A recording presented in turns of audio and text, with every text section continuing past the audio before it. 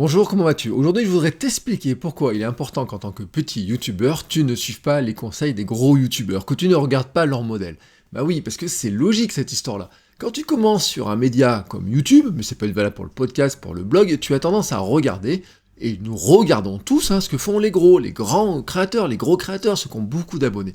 Et pourtant, ce sont de mauvais exemples pour nous, petits créateurs. Tu vois, moi, par exemple, j'ai moins de 1000 abonnés sur ma chaîne YouTube. Imagine que je me mette à vouloir copier ce que fait Casinestat. Tu pourrais me dire, allez, je vais copier ses vignettes, je vais copier ses titres, je vais copier ses idées de vidéos. Bon, déjà, je suis pas certain d'arriver à le faire. En plus, si j'arrive à le faire moyennement bien, je ne serai qu'une copie de Casinestat, donc ça, c'est un vrai problème. Mais en plus, de toute façon, ça ne marchera pas. Et ça ne va pas marcher pour une raison qui est simple, c'est que Casinestat, il n'a pas besoin d'appliquer certaines des recettes qui nous aideraient, nous, à décoller. Bah oui, il les a appliquées à une époque, ça a marché, et maintenant, il n'en a plus besoin. Qu'est-ce que je veux dire par là? Il est probable que quelqu'un comme Casinestat, mais tu peux prendre n'importe quel grand créateur, tu peux prendre des créateurs en France, etc., il peut faire n'importe quoi, ses vidéos seront vues. Pourquoi? Ben c'est simple, parce que quand tu as 5 millions d'abonnés, 10 millions, 15 millions, 20 millions, ou même 100 000 personnes qui te regardent, même sans aller, tu vois, non, mais même des petits créateurs, enfin à 100 000, t'es déjà un gros créateur, tu vois, et ben en fait, tu peux faire, j'ai envie de te dire, presque une boost, tu vois, il y a quand même des gens qui vont regarder, qui vont avoir, dès la mise en ligne de leurs vidéos, ils auront de la visibilité, ils auront des vues.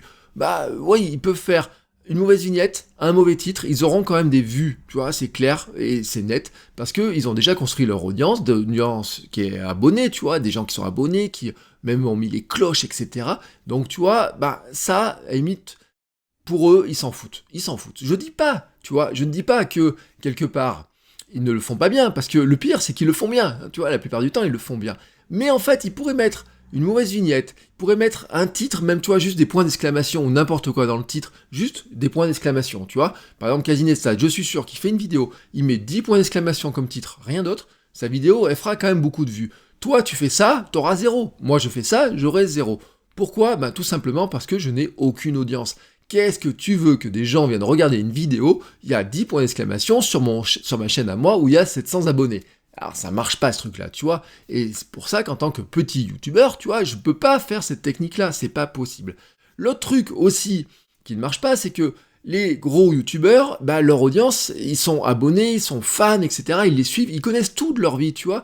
Moi je suis certain par exemple que tu prends par exemple les fans de youtubeurs français qui sont très connus, ils connaissent tout, ils savent quel est le nom de leurs chiens, de leurs enfants, etc.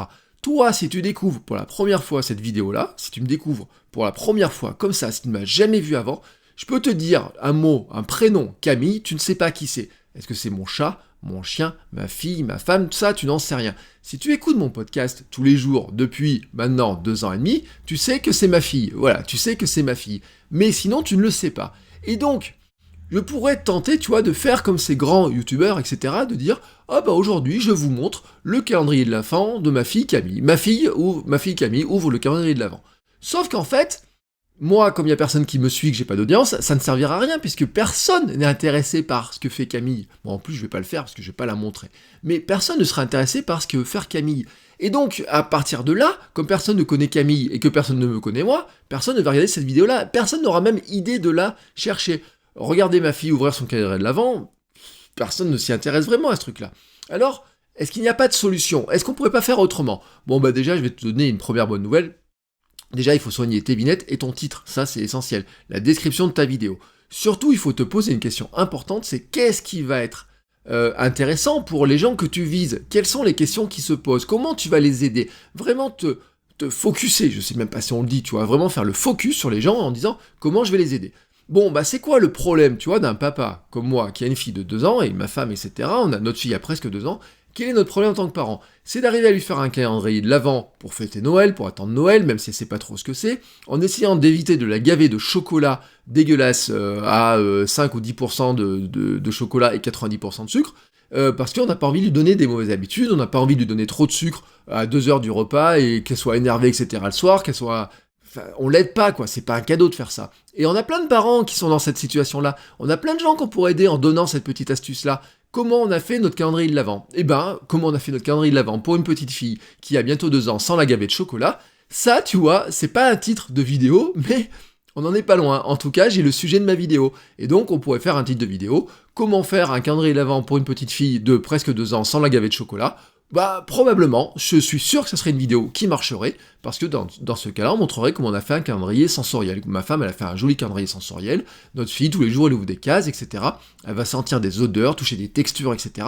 Et dedans, il n'y a pas de chocolat.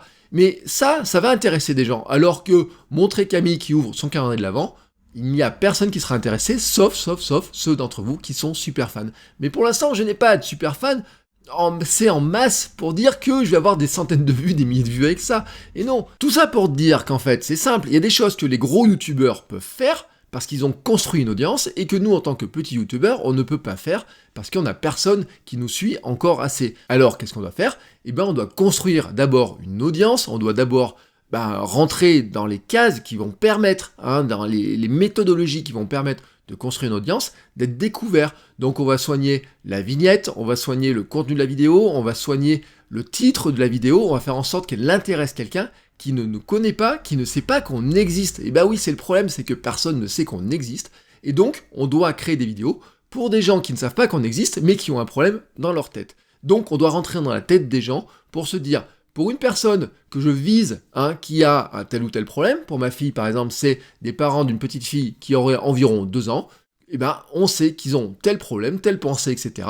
Et qu'est-ce qu'on pourrait faire comme contenu pour les aider là-dedans? Moi, dans mon métier de créateur de contenu, quand je fais mon podcast sur la création de contenu, sur comment créer du contenu, comment créer des podcasts, etc., c'est ce que je fais. Quand je fais ce vlogmas, c'est exactement ce que je fais. Si je fais mon compte Instagram sur le running, je vais essayer d'aider des gens, les aider à courir. Et je me pose des questions. Sur mon podcast sur le running, je me pose des questions sur comment je les aide à courir, à mieux courir, quels sont les questionnements que je me pose moi en tant que coureur. Mais je ne veux pas... Enfin, bien sûr, je vais inclure un petit peu des choses de personnel, etc., pour leur expliquer aussi les courses que j'ai pu faire, par exemple en running, ce que j'ai pu faire, tu vois, l'autre jour, j'ai fait une vidéo sur le studio, comment je vais changer un petit peu l'organisation du studio, etc., dans le but aussi de servir d'exemple, de montrer d'exemple, mais aussi de montrer un petit peu les coulisses, pour créer de l'attachement, tu vois, créer de l'attachement. Mais au départ, l'attachement, je vais pas le créer sur des milliers de personnes, je vais le créer sur quelques dizaines de personnes, et puis au fur et à mesure que l'audience va augmenter, au fur et à mesure qu'il y a des abonnés, cet attachement-là, il va se faire sur plus de monde. Et quand il y aura beaucoup de monde, je pourrai jouer beaucoup plus sur l'attachement et beaucoup moins sur le côté pratique. Voilà.